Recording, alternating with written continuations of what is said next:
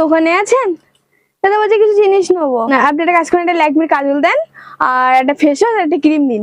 এই নিন বৌদি, কাজল, ফেস ওয়াশ আর ক্রিম দিয়েছি। ঠিক আছে দাদা, ধন্যবাদ।